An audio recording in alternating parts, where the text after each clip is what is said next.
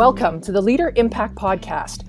We are a community of leaders with a network in over 350 cities around the world, dedicated to optimizing our personal, professional, and spiritual lives to have impact. This show is where we have a chance to listen and engage with leaders who are living this out. We love talking with leaders, so if you have any questions, comments, or suggestions to make this show even better, please let us know. The best way to stay connected in Canada is through our newsletter at leaderimpact.ca or on social at LeaderImpact. If you're listening from outside of Canada, check out our website at leaderimpact.com.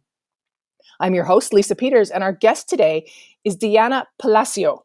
Diana is the president of Drive and Passion Consulting, a Toronto-based marketing and strategy consulting firm. With over 20 years of experience in the food industry, she has helped both global consumer packaged goods companies and entrepreneurial businesses build growth strategies rooted in consumer insights and sound business planning. Her career journey has been shaped by a desire to align professional success with her faith values and God-given purpose. Diana loves to share lessons on leadership, career development, and trusting God's guidance through life's transitions. Welcome to the show, Diana. Thank you, Lisa. I appreciate you having me here. Oh, it is nice to meet you. I love that you use the words guidance through life's transitions. I love the word transitions because I think if you're living a purpose-filled life, you are transitioning from 20 to 30 to 40 to 70 to 80. Like there's purpose. So I love that. Yes. That's great. That's right. So thank you for joining us. I'm excited to hear more about you. And my first question, just because I see you have a bit of an accent. And so I want to tell us a little bit about yourself first and sort of what shaped you as a person and a leader. Absolutely. So my accent is from Spanish speaking. So I was born and raised in Latin America between Colombia and Venezuela. And after high school, I moved to the US for university. And almost 23 years ago, I moved to Canada after getting married. So for me, living in different countries and cultures has really shaped me and taught me lots of lessons in resilience, adaptability, and just a lot about navigating change, both in life and leadership. Yeah. It's a big part of who I am. And then also, obviously, growing up in Latin America, there were also some lessons that I learned a lot, like seeing my parents work incredibly hard to build a better life for my brothers and I, and watching them do that gave me a lot of strong work ethic, determination to keep going even when things were hard. My dad was especially a huge influence in my life. I saw from him a lot of tenacity, honesty, humility, always like a can-do spirit, which really stayed with me. And those values have really shaped me and helped a lot when I came to Canada as a newcomer. And I would say kind of like one of the biggest things that have shaped me as a person, as a leader as well, has been my parents' example of generosity expressed through their servant leadership. I always admired their willingness to go the extra mile to help others and to give freely of what they had. And now I try to do that myself as well. Oh, I love it. Thank you for sharing that. It's always interesting. I mean, we jump right into the professional, but when I hear someone that's come from another country, it's like, tell us a little bit about coming here. So I appreciate that. Our next question is more about your professional journey and sort of how you got to where you are today. And I'm sure it's a long story, but if there's a pivotal moment in there that you can share with us. Absolutely. Yeah. I would say my professional journey obviously really started when I immigrated to Canada. I was just 23 years old after I got married. And at that point, I didn't have a job. So like many newcomers, I kept hearing, oh, you need to have Canadian experience before anybody can give you a real job. So to try to get that, I took an internship at the Colombian Trade Commission. And I find that ended up being a place where it opened a really important door for me. Through that role, I met a few business leaders who connected me to my first paid job, which was at the Ontario Food Terminal. For anybody that lives in in the Greater Toronto area, they would know that the food terminal is a really tough, male-dominated environment, and stepping into that as a 23-year-old girl was really a stretch in every way. But it also built a lot of resilience and gave me a good start. I would say that was one really important milestone in my life. And then came a really big turning point for me, which is my parents and my husband, but especially my mom. She kept encouraging me to go back to school and get my MBA before having kids. I remember I was so done with school when I graduated. I was like, I don't want to go back to school. But she kept going, no, you have to go back. You need to do your MBA. And looking back, I'm so grateful that I listened, because that decision really changed my trajectory, the trajectory of my career. Um, I remember my first few weeks into the MBA, which was at Rotman School of Management in Toronto. And I met some executives from General Mills. And something just clicked for me. I was just drawn to the company and to the idea of a career in marketing. Before that, I had no clue what I wanted to do. But from that point on, I just fell in love with it. I knew that was my career, that was my calling. And so I became very determined to get a summer internship there. Even though they told me they were not hiring interns from my school, that's where my Colombian resilience came in, and I didn't let it go. I just kept networking, kept emailing them, kept asking, eventually got an interview, which led me to a summer internship. And by the end of that summer, I secured a full time position for after graduation. And that was the beginning of a fantastic career in marketing. It became the doorway to a whole new chapter. It changed my earning potential, my opportunities. Honestly, it shaped who I am today. It's one of the reasons why I always, whenever newcomers or immigrants tell me, where did you start? I always go back to, I invested in my higher level education, and that opened the door to a whole network of companies and people that I wouldn't have access to otherwise. And so at General Mills, I spent about 10 years there. I kind of quickly grew through the marketing ranks, and I had the chance to work with exceptional marketers. It really was a fantastic school, I call it, of classic marketing. And the leaders there were people who are still very close friends and role models to me. And I will forever be grateful for that opportunity. And then after that, I joined Lactalis, which at the time it was called Parmalat. It's one of the largest dairy companies in the world, if not the largest. And there I had a great experience and a privilege to work with a wonderful, caring boss. His name was Paul, and I'll forever be grateful to Paul, because that was another absolutely pivotal moment in my career. Because part of my story, and we can maybe dive into this a little bit after, is that I've gone through seasons of being really overstretched, trying to juggle work and life as a young mom, or a mom in general. But I feel like many women in careers with children, they could find themselves here. And I found that that story really resonates. It tends to be very common. But during one of those seasons, my manager, Paul at Parmalat, helped me to see another option, a pivot in my career. And what could have ended up in my resignation and the end of my professional career became a pivot that opened the doors into working as a consultant, which is what I do today. And what that allowed me was a much more flexible way of working, a way of being able to be a full time mom and a full time workforce person. But that was not easy. Like I tell you, that took a lot of courage, because moving from full time leadership roles, feeling great about climbing the career ladder, going into part time consulting was just a major turning point. On the surface, it looked like, oh, easy, like you're going to have more flexibility, more independence. This is great. But underneath, it really meant giving up a lot of certainty. Obviously, a steady job that's like contracted like for an indefinite period of time versus a contract that could end at any point in time, having benefits, bonuses, stock options, the works of compensation. That was one thing. But more importantly, it really challenged my ego, because I had to let go of that constant drive to achieve, to climb, to be recognized, and to kind of tie my identity to titles and external success. And LinkedIn is an enemy in this sphere, because you see everybody getting promoted, and now I'm the director of this and the VP of that and the president of that. And Yeah. it's like, oh, and I'm just a consultant. But it wasn't just a consultant. That was, now I was the president of my own company. Yeah. Okay, big title.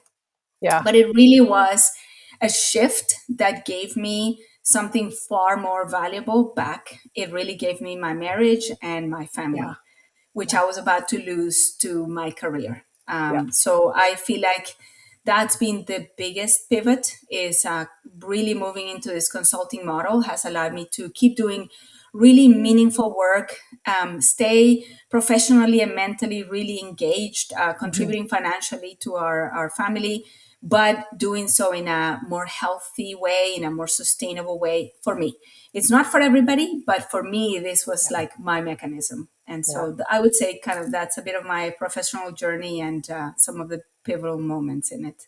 Oh, there's so many good points there, Deanna. I think of, because I hear of immigrants and their mothers or their parents, like, you need Yes. to be highly educated. And so I hear that from a lot of immigrants. Yeah. They came here and their parents expect to be doctors, lawyers, MBAs.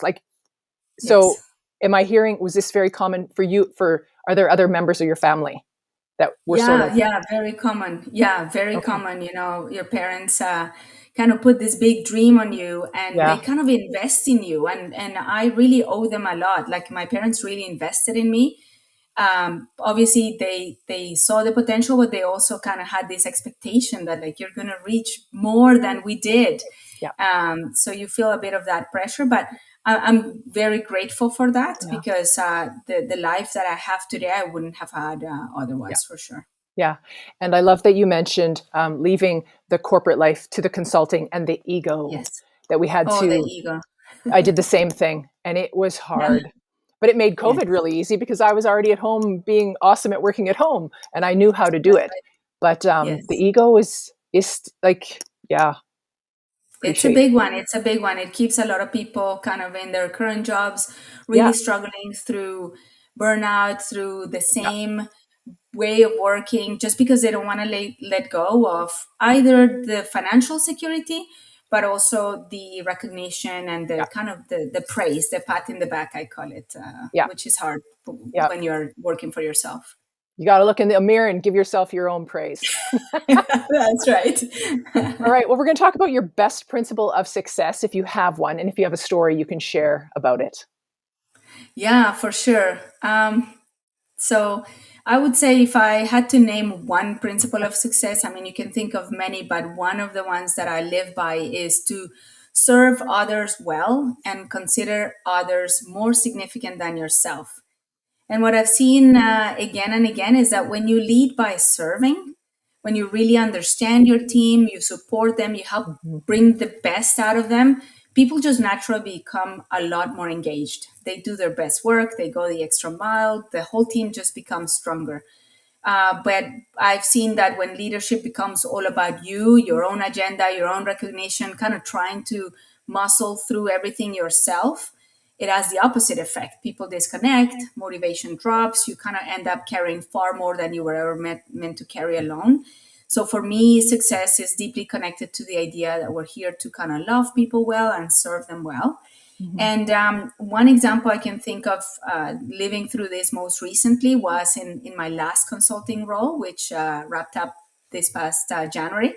I was working with Mondelez, which is a multinational snacking company with very well-known brands like Oreo, Chips Ahoy, Ritz, Cadbury, like you name them. They have them. Oh, Yeah. and there I had the privilege of stepping into the marketing director role on the Halls brand in the US for a 3-month period. I was covering a paternity leave. Okay. So if you think about this situation, you see unique challenges for any leader. You come in as a newbie. On top of that, an outsider from Canada. You're not American and you have an accent. You're not familiar with the cough drops category. I didn't know the category, had never worked on halls. And you inherit a team of marketers to manage directly, plus a large cross-functional team that you need to actively collaborate with on a daily basis to get things done. So where do you begin? So for me, like, the question was, okay, how am I going to quickly ramp up and start posting results in a short amount of time. I only have a 3-month runway to learn the business, contribute, and help the team. So I was like, oh boy, okay. But this is where my principle of servant leadership and considering others more significant than yourself really came into play. I focus on building relationships quickly with all the key cross-functional team members and my own team. I set up introduction meetings with everybody during the first 2 weeks. And during those chats, I not only introduced myself, but I also asked about their roles, what projects were they leading. But most importantly, I asked, how can I help? How can I contribute to the team? Where could my leadership make a difference to you? Because I'm like, I don't even know where to start. But like, where can I make a difference? And so this gave me a quick way to meet everybody, learn the business, get up to speed on the projects, but at the same time, build that deeper relationship with one another. And I would say I also took interest in getting to know them a little bit more personally beyond their work. I also asked about their background, their family. Do you have kids? There were a couple of hockey moms. There were a couple of people with no kids, but they had a pet. Some others, we kind of bonded over our faith. And so we built connection quickly. And so to cut a long story short, by the end of the 3 months with the US Halls team, we were able to get approvals for projects and investments that had been denied before and they had been working on for months. We were able to secure a multi-million-dollar deal with Costco. And most importantly, I was able to motivate the team to just achieve goals that they didn't think were possible and build relationships that last a lifetime. I'm still in touch with many of them. Yeah. They text me, the Costco project is advancing. It's almost in the market. I'm like, yay. So it's been amazing. And I would say that's one of the examples of like how that servant leadership can really go a long way. Sometimes I think people think they're going to bring you in for 3 months. Just hold the line, please. Just don't,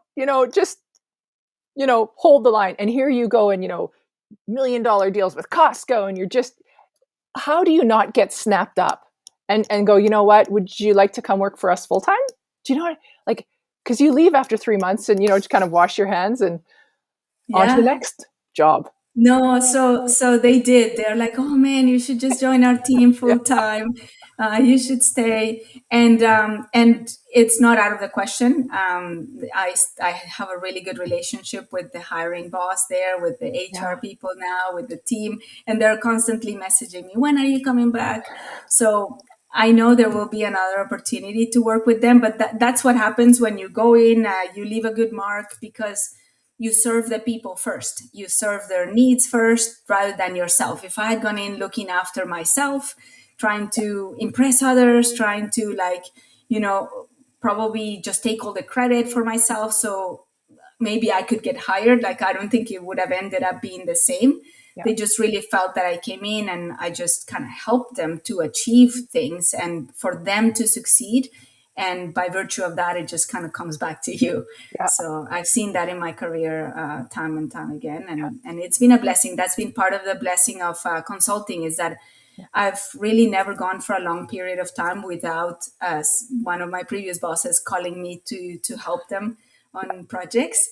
Yeah. So right now I'm doing a little bit of a lull with purpose because I'll be relocating. But my boss is like, okay, call me when you're done moving so we can get started again. Oh. So, yeah. So we always love hearing about your successes, and this just leads right into it. But I think we all know we learn more from our failures or our mistakes. And I'm wondering if you have something you could share and the mistake and then how you learned from it. Absolutely. Yeah, biggest mistakes. So those are the hard ones to come clean on. But I would say throughout my career, I would say one of my biggest mistakes has been to focus too much on my career and to strive for perfectionism because it has had like deep consequences. So I'll give you a little bit of background, but like ever since I was a child, I've just had this deep instinct to do everything right and to give 120% in everything that I do. I've concluded this is my DNA. As much as I've tried to untrain myself so that I don't burn out, I had to do different coping mechanisms like consulting for a set number of hours. So I cannot go above that. That's been my coping mechanism. because Yeah. otherwise I just go all in. But um, I would say when I started my career, I just kind of emulated that example of hardworking, discipline, give everything you've got. And that's how I approached it. So I worked incredibly hard trying to just climb the corporate ladder. And somewhere along the way, work started taking priority over family and really over everything, including like God. So at the same time, I was trying to be the perfect mom, wife, daughter, employee, just too much. And that led to really a lot of heartache. I was trying to do life on my own strength and pursue career success, but I was compromising on some of the relationships that really mattered most. And again, it was Paul, that manager, who was such a caring leader, who gave me really the language to kind of rationalize what I was experiencing. He shared an analogy that I'll never forget, which is the analogy of the rubber balls and the crystal balls. He said, "You know, Diana, I remember vividly. I was in my office and came in, and he came with a piece of paper and he sat down and he handed me this piece of paper and he said, you know, in life, you're always going to be juggling two types of balls, rubber balls and crystal balls. If you drop a rubber ball, it's going to bounce back. But if you drop a crystal ball, it's going to shatter. And most of the time, there's no getting back at it the same way." And that realization was really ultimately what led me to kind of wake up to the big mistake I was making, which was to put career at the top of my priorities pyramid, family at the very bottom, and God not even in the picture, to inverting that pyramid and saying, okay, God's going to be my number one. My family follows right after, and I'm not going to compromise anymore on that. Yeah. So that means that my work and my career need to come further down, and I need to figure out a different way of doing this. Yeah. So that's when that move to becoming a consultant really came about. He spoke to me about it. He shared that, his wife had done something similar many years ago, and explained the how, because I couldn't even see how this could work. And basically, I ended up being able to stay in the same industry, which I'm passionate about, but engineer a completely different way of working and living. And so that was pivotal. Now, I'd be lying to say that I did this all out of my own strength. Looking back, I recognize that along the journey, God has really played the most pivotal role, opening up doors that I could have never opened for myself. Like, having these conversations with Paul, just inheriting phenomenal bosses who have called me up time and again. Like, that just doesn't happen by fluke or by any of my effort. It's really God that's been guiding me when I've been so lost. And I'm just so grateful that he's been so good to me. Yeah. A couple things I think of when you said crystal balls and rubber balls. Yes. Crystal just seemed so much like, I think I've heard it with glass balls and rubber balls and glass breaks, but crystal just seemed so much more important, so much more treasured, which is ridiculous, but I felt that. And the God opening doors for you. Sometimes I wonder if we always see it. And I had a conversation. My daughter and I get up very early, 5 a.m, and we read and we have prayers together, and talking about seeing God work in your life. And she's 23 years old, and she can see it. And we pray, God, open a door. But in the mind, it's like, I have no idea what door you're going to open, but and I think we have to realize that sometimes our prayers are not specific, but it's, I need a door open. And when that door opens, recognize it as God opening that door, and praise God. Yeah, absolutely. Yeah, I agree. It was such a good conversation. Thanks for that little reminder. So at LeaderImpact, and you are a part of LeaderImpact in Ontario. We want to grow personally, professionally, and spiritually for increasing impact. So I'm wondering if you're willing to share a story or an example how the spiritual makes a practical difference in your life as a leader. Absolutely. I think for me, what I've learned throughout this last few years of my life, since I've deepened my relationship with Jesus, is that the spiritual dimension is really the game changer. It's that missing piece. It's the part that really makes everything else make sense. Mm-hmm. I share during one of my talks that I give with LeaderImpact whenever I go on global exchange that it really is that trifecta, like personal and professional are missing that third component, which is the spiritual life. And for most of my life, I would say, especially in my career, I relied on my own strength. I was always, as I just shared, managing everything on my own, trying to control everything on my own. But after having two kids, life just became overwhelming. And for me, the biggest part was anxiety and insomnia really started slowly taking over my life. I was like not sleeping. I would wake up in the middle of the night with my mind just racing, like thinking about work, family, logistics, how I was going to be in five places at the same time. And I just kept pushing past my limits, and that's what was leading to my burnout time and again. And even though I had moved from full-time work to consulting, like nothing that I did myself ever really became a permanent solution. I ended up always in the same place. And that breaking point really came in January of 2021. It was about 9 months into the pandemic, and I was working at Weston Foods, which is a national bakery at the time in Mm-hmm. Canada, like the parent company of Wonder Bread and Yeah. many other famous brands. And during the pandemic, if you can think of like what people did, they ate a lot of bread. So demand went through the roof, which meant I was working 15, 18-hour days and homeschooling the kids at the same time, which Wow. I was completely drained and on the edge of a mental breakdown. But the thing that changed was around that time, I had started attending a Christian church and reading the Bible more and really learning more about Jesus.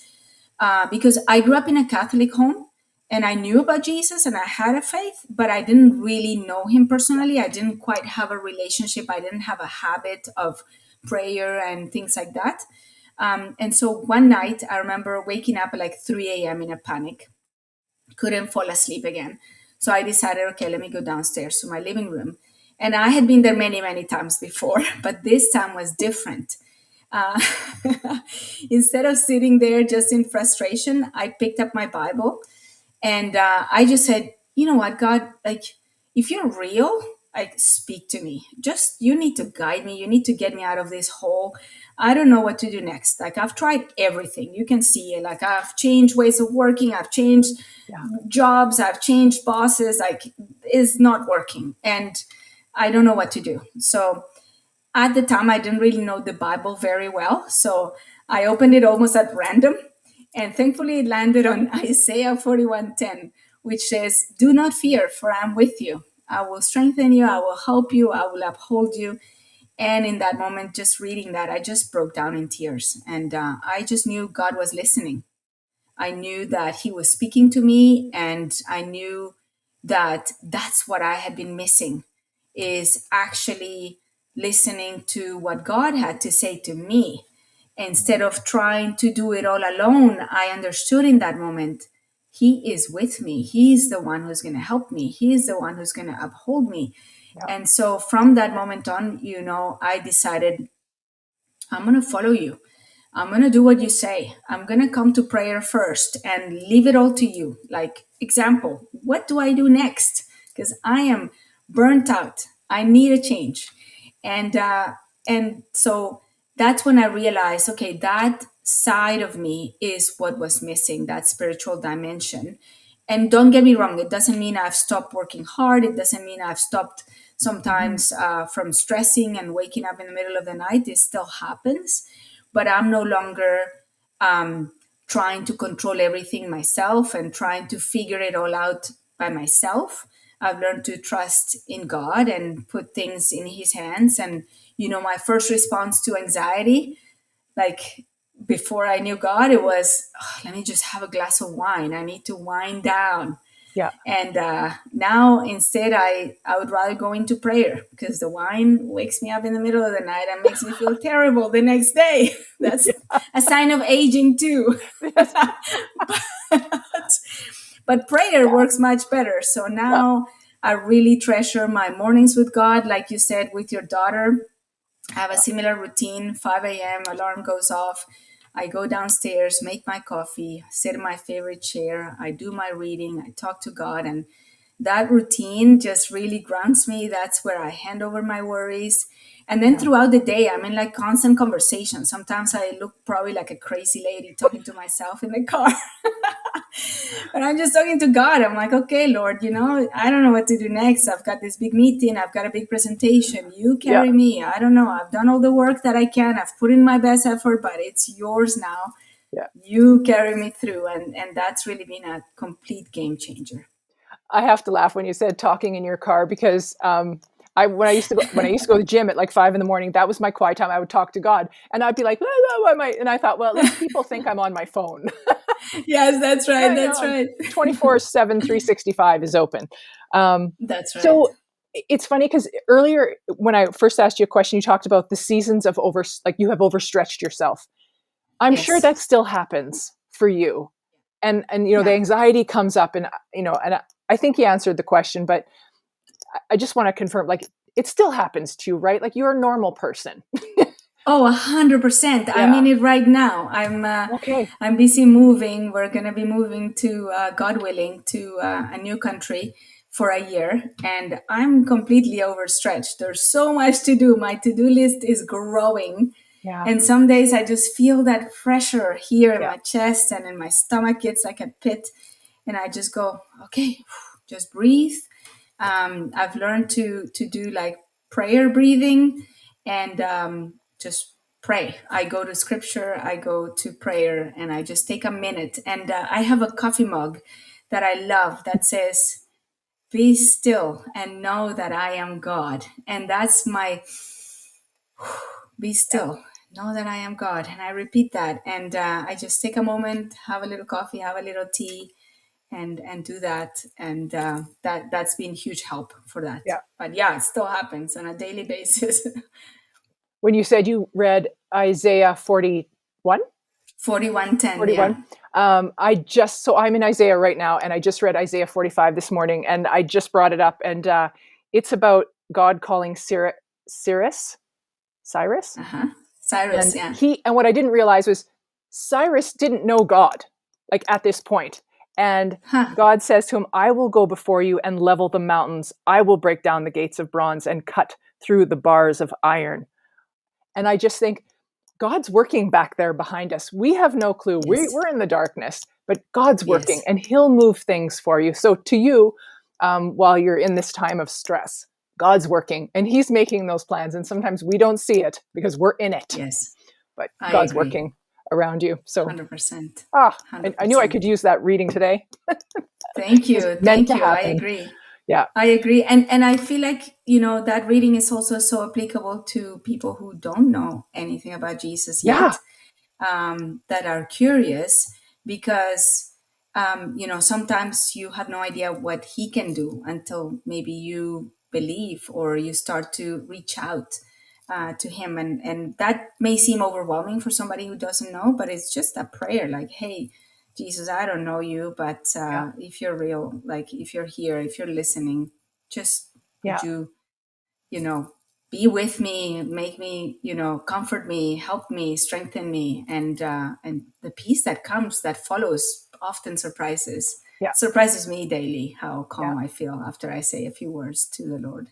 Yeah. I think I wanted it to happen so quickly. It's like, look, I'm going to pray and it's going to happen. Yes. It doesn't. Just saying, if put the prayer out there, and then, if the door is meant to open, if the experience is meant to happen, whatever it is, God's working in the background. He'll move. It might take a couple days, just saying. So, agreed. So Leader Impact is about leaders having a lasting impact. So as you continue to move through this amazing journey that sounds what's coming up and through your life, what do you want your faith legacy to be when you leave this world? Oh, that's a tough one. But I think as I reflect on that, I would love for my faith legacy to be that I lived in a way that pointed people to Jesus, that I loved people well, I served them generously, and I reflected Christ with authenticity, both at home and in leadership. I would say that would be I would love for somebody when I pass at my service to say, you know what, like that's what she did. I Okay, believe that'd be because pretty of cool. Deanna. Yeah, it is amazing. Exactly. And what brings you the greatest joy? I would say it's along the same veins, just helping to lead people to Christ and sharing the story of what He's done in my life. I love talking about how He has completely transformed who I am and how He could do that for anybody. Yeah. Wow. Well, it has been just an amazing time spent with you. Thank you so much, Deanna. You've made my cheeks hurt. You made my heart full. I love showing up. I feel like it's just between me and you, but I know there's other people that are hearing your story, resonating with it, and just loving it. So if anybody wants to find you, connect with you, and I know you're super busy, but I'm sure you'll find time. How can they connect with you? Absolutely. They can find me on LinkedIn, Diana Palacio. I'm there, and I would love to connect and share more about my story or help in any way that I can. Awesome. So before I go, I have accepted to travel to Cali, Colombia, to speak with Leader Impact Global. And are That's you from there? amazing. Yes, that's actually my hometown, Lisa. Oh So my goodness. I am so excited for you that you're Oh, going to be going to the Global Exchange. That's going to be a dream for me.